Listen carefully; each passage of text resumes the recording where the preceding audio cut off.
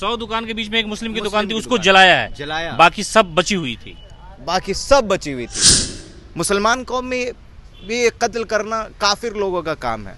मुस्लिम कौम काफिर नहीं है, हिंदू भाई काफिर नहीं है। वाहिद एक घर, सिर्फ एक घर हिंदू के मोहल्ले में, उस घर में पेट्रोल बम फेंका गया, लेकिन उनके घर में उनकी बच्चियों पर आज तक नहीं आने दिया। किसने?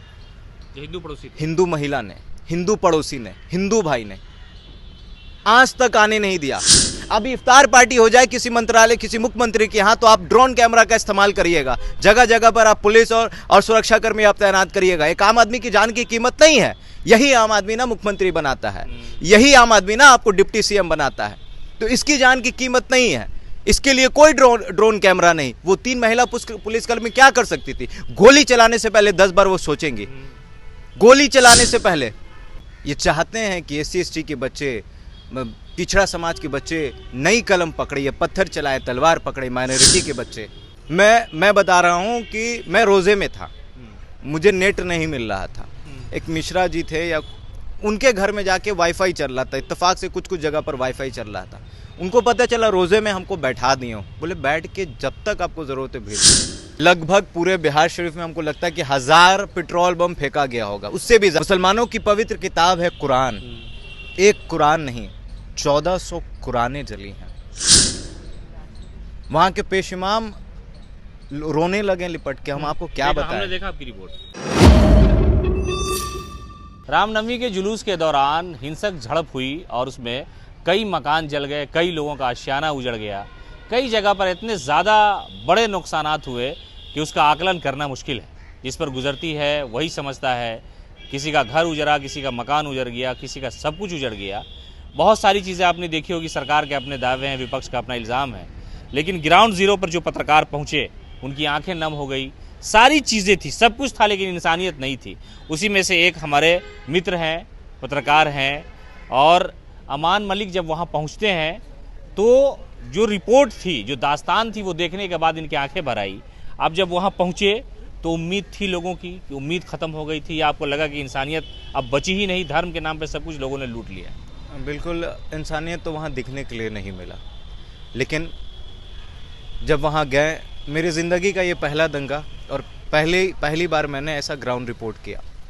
दुकानें जल रही थी, मकान जल रहा था, हिंदू भाई का भी दुकान था, मुस्लिम भाई का भी दुकान था। एक आदमी अपनी बेटी बीवी की इज्जत बचाने के लिए छटपटा रहा था, लेकिन उसको भी किसी हिंदू के मोहल्ले में हिंदुओं ने बचाया। तो ढूंढने पर इंसानियत दिखा।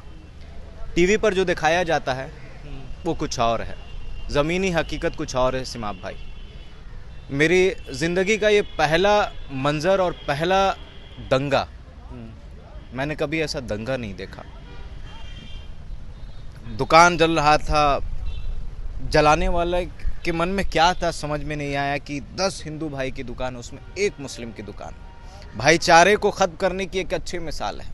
मतलब उसको लड़वाने के लिए उसके दुकान को जलाया गया, उसके अंदर नफ़रत पैदा करने के लिए, कि हिंदू के लिए नफ़रत पैदा हो मुस्लिम के लिए। मुस्लिम के मन में 10 दुकानों के बीच में एक मुस्लिम की दुकान को जलाया, मदरसों को जलाया। मुसलमानों की पवित्र किताब है कुरान, एक कुरान नहीं 1400 कुरानें जली हैं। वहाँ के पेश इमाम रोने लगे लिपट के। हम आपको क्या बताएं? हमने देखा आपकी रिपोर्ट। रोने लगे।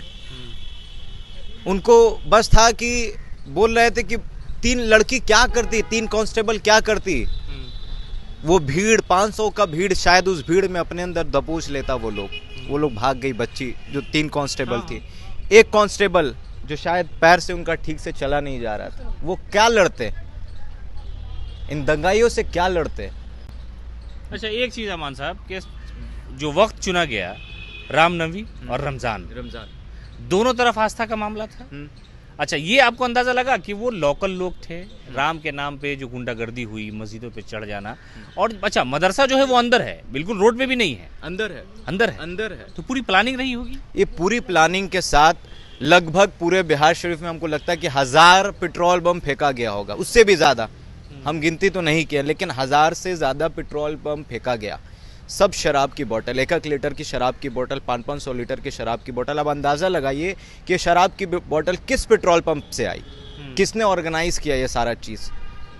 और लोकल लोग तो हमको लगता है कि बाद में शायद इसमें इन्वॉल्व हुए होंगे, जब उनकी दुकानें जली होंगी, उनकी बस्तियां जली होगी, उनके लोगों। अब आपके ऊपर पत्थर चलेगा तो हम गुस्सा नहीं करेंगे, करेंगे, लेकिन पत्थर चलाने वाला कोई बांग्लादेशी भी हो सकता है कुर्ता पैजामा पहनकर, आग जलाने वाला कोई बाहर का भी लोग हो सकता है। वहां के लोग, लोकल लोग नहीं थे। जो आदमी अपनी दुकान को बुझा रहा था उसमें कुछ हिंदू भाई भी थे जो उनके दुकान को बुझाने का लोकल रहे न रहे अमान साहब, ये तो आपको लगा होगा कि विश्वास टूटा ना, टूट गया, विश्वास तो टूट गया। जो 100 साल का विश्वास था, एक दूसरे के बाप दादा कोई हिंदू मुसलमान के साथ रहता था, तो विश्वास तो टूटा, टूट गया, ये तोड़ने के लिए किया गया था, टूट गया। वकील साहब ना जाने, वो रिपोर्ट हमने देखी आपकी, वकील साहब वाली, जो भी देखेगा वो रो देगा। सरफराज मलिक, वो वाहिद एक घर, सिर्फ एक घर हिंदू के मोहल्ले में, उस घर में पेट्रोल बम फेंका गया, लेकिन उनके घर में उनकी बच्चियों पर आज तक नहीं आने दिया। किसने? हिंदू पड़ोसी, हिंदू महिला ने, हिंदू पड़ोसी ने, हिंदू भाई ने आज तक आने नहीं दिया। और वो लोग ठान लिए थे ऑफ कैमरा, बहुत लोग तो ऑन कैमरा नहीं कह पाते, यही तो कहते हैं कि ग्राउंड रिपोर्ट की हकीकत कुछ और होती है। ग्राउंड पर वो कह रहे थे कि अगर शायद हो सकता था कि जान देना पड़े ना, तो इनकी बहू बेटी के लिए हम जान दे देते, क्योंकि वकील साहब को वो अपना मामा कहते हैं। एक हिंदू भाई मुस्लिम वकील साहब को अपना मामा कहता, कह रहे हैं बचपन इनके आंगन में गुजरा है, उनके आंगन में हमारा बचपन गुजरा है, हम उनके आंगन में खेले हैं, हम कैसे अपने आंख के सामने जलने दे सकते थे। 500 की मॉब में वो अकेला, वो महिला जो छत पर से आवाज लगा रही थी, वो मेरे इतना नौजवान लड़का सामने खड़ा हो गया उस भीड़ के आगे और उनकी माँ बहन को गाली दे रहा था। तो वो ना हिंदू हो सकते हैं और ना मुस्लिम हो सकते हैं। अरुण मेहता जी की दुकान जली, उनकी माँ के अस्थि को, उन्होंने अस्थि का एक मूर्ति बनाकर रखा, तो उनके अस्थि पर भी बम फेंका गया, जो समाधि मूर्ति। हाँ, सोचिए कि क्या इंसानियत होगी। मरा हुआ आदमी जिसका अस्थि के ऊपर बम फेंक दे, उसकी इंसानियत हो सकती है। वो मुसलमान हो सकता है, मुसलमान कौम में भी कत्ल करना काफिर लोगों का काम है। मुस्लिम कौम काफिर नहीं है, हिंदू भाई काफिर नहीं है। हकीकत कुछ और है। और एक भी हिंदू पलायन नहीं किया बिहार शरीफ से, एक भी हिंदू नहीं पलायन किया है। ये तो अफवाह है, अफवाह है। मैं बता रहा हूँ कि मैं रोजे में था, मुझे नेट नहीं मिल रहा था। एक मिश्रा जी थे, या उनके घर में जाके वाईफाई चल रहा था, इत्तेफाक से कुछ जगह पर वाईफाई चल रहा था। उनको पता चला रोजे में हमको बैठा दिए, बोले बैठ के जब तक आपको ज़रूरत है भेजिए। हमको तो डर नहीं लगा हिंदू मोहल्ले में ग्राउंड रिपोर्ट करने में। नफरत इतनी होती तो मुसलमान के नाम पर किसी को भी कत्ल कर देते हैं। साहब, सवाल ये खड़ा होता है कि आपने बड़ी राजनीतिक गलियारों में आपने रिपोर्टिंग की है, देखा है, पहला तजर्बा आपका रहा है, बिहार शरीफ में बहुत वक्त आपने गुजारा है। सवाल ये है कि किया तो किया था, मतलब इंसानियत को मारने के लिए शैतानियत वाला प्लान चाहिए था।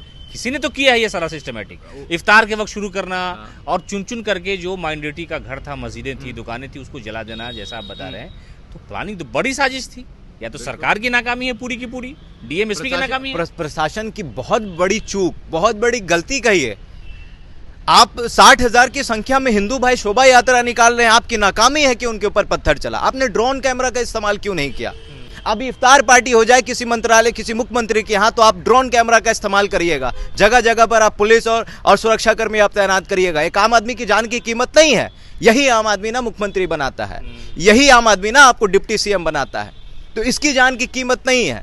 इसके लिए कोई ड्रोन कैमरा नहीं। वो 3 महिला पुलिसकर्मी क्या कर सकती थी? गोली चलाने से पहले 10 बार वो सोचेंगी, गोली चलाने से पहले। और जब आग लग गया तो बुझाने से क्या फायदा? 5 लाख रुपए में किसका घर बन जाएगा? 5 लाख में किसकी बेटी का ब्याह हो जाएगा? 5 लाख में कितनों करोड़ रुपए का दुकान फिर से बन जाएगा? 5 लाख में किसका बेटा वापस आ जाएगा?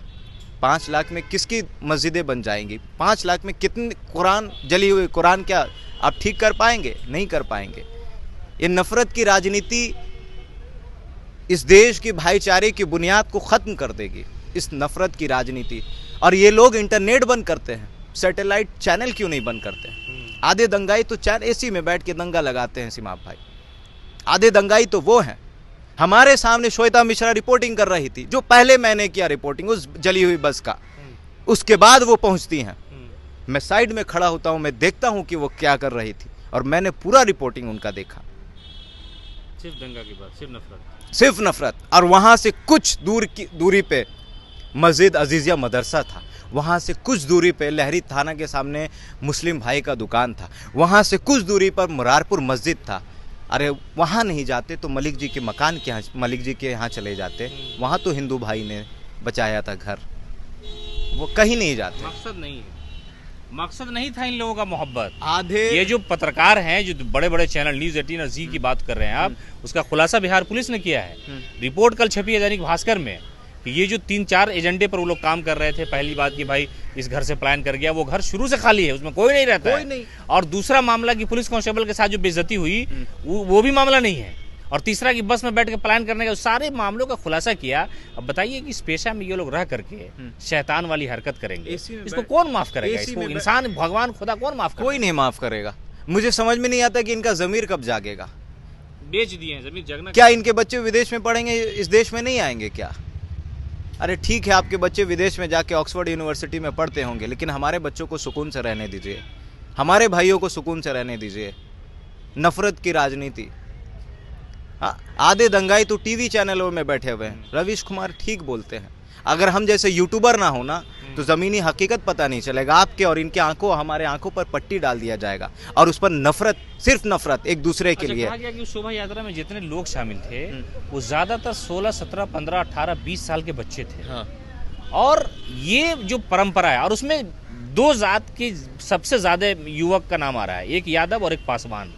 अब बताइए कि एसी में बैठ करके हिंदू खतरा में बता करके मैसेज उसको कर देता है, और वो पिछड़ी जाति का, दलित समाज का बच्चा, SC ST का बच्चा जाकर के मस्जिद के ऊपर चढ़ जाता है और वो जय श्री राम का नारा लगा कर मुसलमान को गाली देता है। अब दंगा भड़कता है, उसकी माँ थाना के सामने रोती है कि एक दिन ठेला नहीं चलेगा तो मर जाएंगे। अब बताइए कैसे खत्म ये जो हो रहा है। मैं जब लहरी थाना गया, बगल में लहरी थाना, सबकी माएँ बेतहाशा, कहाँ आंचल, कहाँ दुपट्टा, सबकी माँ बेतहाशा सीमा। भाई मैं बता रहा हूं ना कि किसी भी तरीके से उनके बच्चों को जेल से बाहर निकाल दिया जाए, ये मंजर था।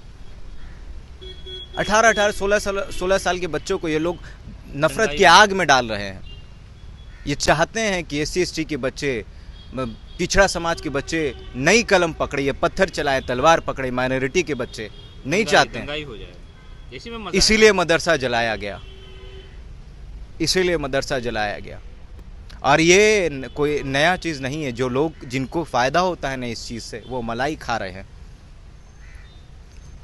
और वो पुराना साल रिपीट करना चाह रहे हैं बिहार में भी।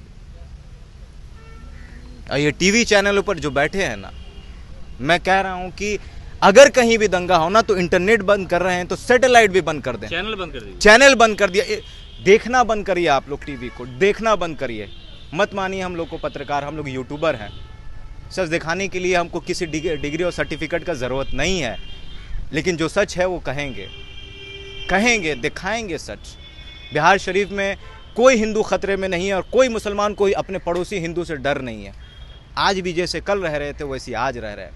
रमज़ान के महीने में फल की कमी हो रही थी तो फल मंडी में ज़्यादातर लोग हिंदू भाई होते हैं, वही ठेला से मुसलमान भाई खरीद रहे हैं। लेकिन ये बात तो अमान साहब सेकुलरिज्म वाली हो गई, इंसानियत वाली। हाँ। कि भाई हिंदू मुसलमान कोई सब एक साथ रहता है, लेकिन हकीकत है ना। तो अब बताइए कि मदरसा रोड से कितना अंदर है। हाँ। तो पहले से प्लान तो रहा होगा कि जलाना है उसको। बिल्कुल। अब बताइए मदरसा बिहार गवर्नमेंट का है। हाँ। किसी का प्राइवेट भी नहीं है। हिंदुस्तान की आज़ादी में उस मदरसे में ऐसे पढ़े लिखे उसका बड़ा योगदान है।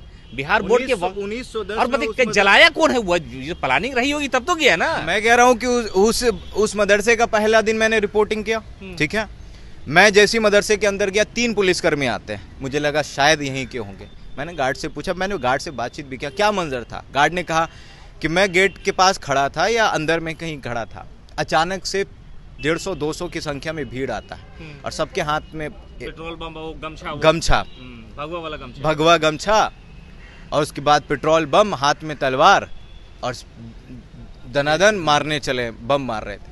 अब वो 200 की भीड़ में एक अकेला बंदा क्या करेगा? आप भी भाग जाइएगा, हम भी भाग जाएंगे, और वहाँ पुलिसकर्मी नहीं। जब आपको पता है कि हर साल पूरे देश में देखा, जहांगीरपुरी में हुआ वही शोभा यात्रा के दौरान, तो आपको दूसरे राज्य से सीख लेना चाहिए कि शोभा यात्रा में पत्थर चलता है और उसके बाद फिर दंगा होता है, तो आप सुरक्षा कर्मी नहीं बढ़ाते हैं, आप ड्रोन कैमरा का इस्तेमाल नहीं करते हैं, बाद में आप उनके बच्चों, छोटे छोटे बच्चों को उठाते हैं, SC/ST के बच्चों को उठाते हैं, माइनॉरिटी के बच्चों को उठाते हैं जो 18 साल के भी नहीं होते हैं। तो जो दंगा भड़काते हैं वो तो एसी में, कोटा में पढ़ते हैं, कैम्ब्रिज में, लंदन में पढ़ते हैं, उसको तो IAS IPS बनना है। इसको खतरा है मुसलमान से। पासवान है, जो यादव है, सबसे ज़्यादा 2 ही जात का लोग वहाँ दंगा में शामिल है जो हमला किया है, तो ये लोग यही करेगा, यही तो मामला है ना, असल कलाकारी तो यही है। प्रशासन की भी चूक, बहुत बड़ी चूक, बहुत बड़ी चूक, बहुत बड़ी चूक जिसको कहें। सुरक्षा मतलब समझिए कि हिंदू भाई कह रहे हैं कि प्रशासन, पुलिस के नाम पर समझिए कि पुतला खड़ा था, लोग कह रहे थे, मुस्लिम भी वैसे कर रहे थे। बिल्कुल, दूसरा गुजरात बनाने की कोशिश थी। बिल्कुल। तो ये थे हमारे साथ अमान मलिक, जो बिहार शरीफ में 4 दिन रह करके आए हैं, ग्राउंड जीरो पर थे, रिपोर्टिंग किया इन्होंने, देखा जो बसें जली थी वो बस का स्ट्रक्चर नहीं था, वो इंसानियत जलाई गई थी। सत्ता में जो बैठे हुए लोग हैं, अपने आप को सेकुलर सरकार कहते हैं। कहा जाता है कि जब बिहार शरीफ में दंगा होता, लालू प्रसाद यादव यहाँ से चले गए थे, वहाँ फ्लैग मार्च किया, खुद सड़क पे उतर गए, और उनके पुत्र तेजस्वी यादव 48 घंटे के बाद ट्वीट करते हैं। सवाल उठा माइनॉरिटी के लोगों ने कि हमारी मस्जिदें जला दी गई, हमारे कुरान जला दिए गए, किसी दूसरे धर्म का ग्रंथ अगर जलाया गया होता बिहार में तो आज आग फैल गया होता, दंगा भड़क गया होता। लेकिन 4500 किताबें थी उसमें, 110 साल पुराना मदरसा, बिहार बोर्ड का मदरसा है, वो वक्फ बोर्ड की प्रॉपर्टी है, सरकार की प्रॉपर्टी है। इफ्तार में दावत में खजूर खाएंगे, सवाल उठेगा? जिस कम्युनिटी ने आपको 100% वोट दिया, जिस मुसलमान ने लालू यादव पर आंख बंद करके भरोसा किया, उसकी मस्जिदें जला दी गई, उसके मदरसे जला दिए गए, और ये आपके राज में जला है। बीजेपी के राज में जलता तो कोई बात होती। सवाल सोशल मीडिया पे ये भी उठ रहे हैं कि आडवाणी जैसे लोगों को लालू यादव ने गिरफ्तार कर लिया और इनके पुत्र से एक दंगा नहीं रुकता है, तो सवाल काहे को, काहे मुसलमान आपको वोट देगा? ये सारी हकीकत बिहार शरीफ के आंसुओं में है, रमज़ान में है। जो व्यक्ति शरबत पिलाने के लिए रोड पे खड़ा था, उसकी दाढ़ी पकड़ के उसको गाली बोल के बोला जाता कि बोलो जय श्री राम। किस धर्म ने इजाज़त दी है? राम का यही सपना था, राम की यही कल्पना है? ऐसा नहीं है। ये सारी रिपोर्टें थी, अमान मलिक ने वहाँ जाके दिखाई। आपने देखा होगा कि हिंदू मुसलमान और मुसलमान हिंदू को गले लगा रहा है। कब? जब सब कुछ लुट गया तब। सवाल यही है कि पहले से क्यों नहीं लगाया गया?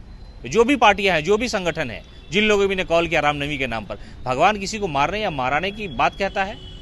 अल्लामा इकबाल बहुत बड़े शायर गुजरे हैं जिन्होंने लिखा सारे जहां से अच्छा हिंदुस्तान हमारा। उन्होंने इसी लाइन में कहा है कि हराम के वजूद से हिंदुस्तान को नाज, अहले नज़र समझते हैं उनको इमाम हिंद। तो जिनको इमाम हिंद समझा जाएगा, उनके अनुयायी यही तलवार और कट्टा लेकर निकलेंगे और बस्तियां जला देंगे, आग लगा देंगे। और उसमें भी मीडिया का एक बड़ा रोल, बड़ा किरदार। क्या आप बताइए कि दंगा भड़का दिया, बड़े बड़े चैनल के पत्रकार बैठ करके वहाँ जाकर के नफरत फैला रहे हैं। ऐसे लोगों पर कार्रवाई नहीं होती है। लेकिन एक छोटा पत्रकार अपने आप को यूट्यूबर कहता है, लेकिन इंसानियत उसके सीने में है, उसके दिमाग में है, उसके धर्म में है, उसके मानने में है। वो जाता है वहाँ और हकीकत देखता है तो रूह काँप जाती है। उसका कोई मज़हब नहीं है, उसका मज़हब सिर्फ इतना है कि एसी में बैठे हुए नेता लोग जो है वो देखे कि ठेला पर जो बाप सुबह सवेरे खींचता है सब्जी, आज उसका बेटा जेल में है। दंगा भड़काया किसी और ने, कहा उसको तुम जाकर के गाली दो एक कम्युनिटी को, आज वो जेल के पीछे है। ये परंपरा यूं ही चल रही है। इंसानियत बचे न बचे, सत्ता बची हुई है, यही उनके लिए काफ़ी है।